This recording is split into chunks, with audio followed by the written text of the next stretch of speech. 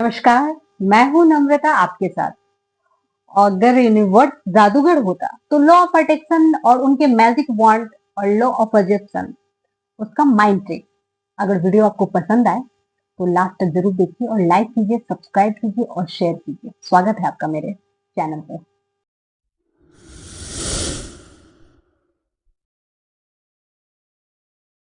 हाँ जी, ये जो माइंड ट्रिक है और ये जो मैजिक वॉन्ड है, आगे देखते हैं, समझते हैं दोनों के बारे में। अब सवाल ये है कि असली जादू किसमें है? जो मांगो वो पाओ, लॉ ऑफ अट्रैक्शन, या जो मानो वो हो, लॉ ऑफ अजप्शन।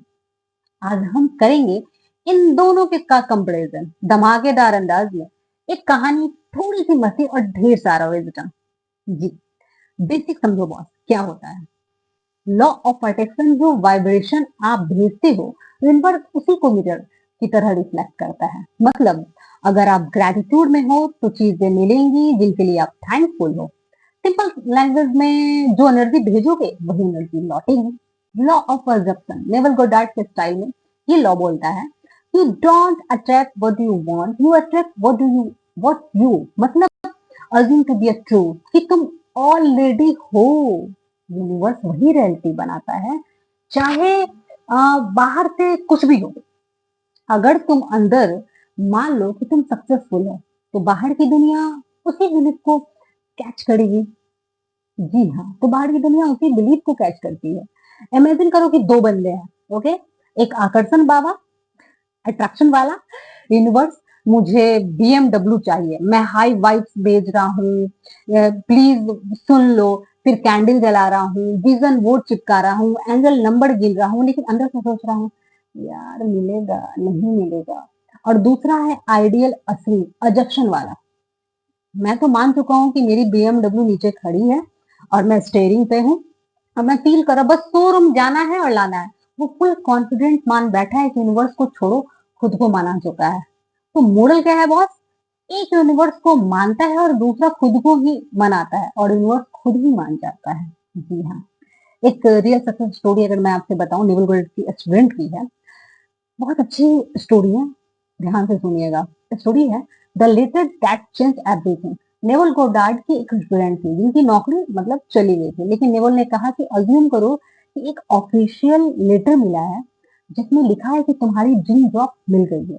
उसने रोज इमेजिन किया और वो लेटर खोल रही है, पढ़ रही है, छोटी छोटी बारीकियों को समझिएगा। वो लेटर खोल रही है, पढ़ रही है और खुश हो रही है। 3 हफ्तों बाद एग्जैक्टली बस वही letter, same company, same job provide जैसा उसने इमेजिन किया था। जी, तो लेसन क्या मिला आपको? उसने वाइब्रेशन नहीं भेजी, उसने बस इमेजिन करके अज्यूम किया कि वो हो चुका है और यूनिवर्स ने उसे हो चुका बना दिया। इसका लेसन यही है इस कहानी से। तो रियल पावर कहाँ है? एक प्रैक्टिकल लॉजिक अगर आपको मैं बताऊं तो law of attraction equal to emotional practice, visualisation, gratitude journal, स्क्रैप्टिंग।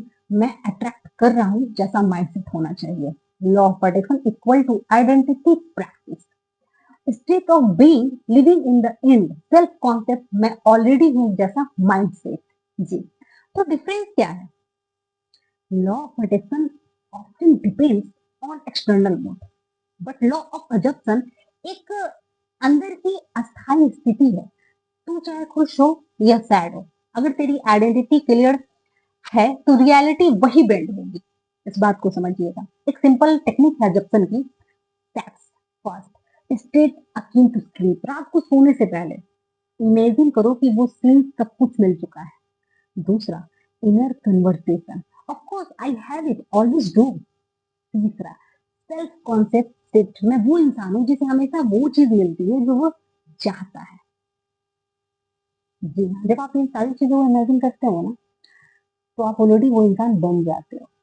तो सवाल ये नहीं है कि कौन सा लॉ सही है, बल्कि सवाल ये है कि क्या आप खुद को तैयार कर रहे हो वो वर्जन बनने के लिए जो आपकी रियलिटी को डिसाइड करता है। क्योंकि लॉ ऑफ अट्रैक्शन मांगा हुआ देता है, लेकिन लॉ ऑफ अजप्शन मान लिया हुआ बना देता है।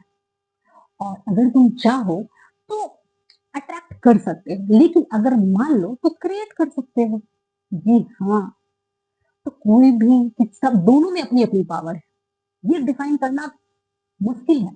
सब यूनिवर्स लॉ है, तो अगली बार यूनिवर्स से कोई विश भेजनी हो तो पहले अपने माइंड को एक मैसेज भेजो। और मैं ऑलरेडी वो इंसान हूँ जिसकी रियलिटी परफेक्ट है, लेकिन कि जब आप खुद को बदलते हो तो पूरी कायनात को बदलने की ताकत रखते हो। और पूरी कायनात, शाहरुख खान का वो डायलॉग है ना, अगर किसी चीज को शिद्दत से चाहो तो पूरी कायनात आपको बदलने में मदद करती है। तो उसी तरह जब आप खुद को बदलोगे ना तो पूरी कायनात आपका साथ देगी। Thank you so much.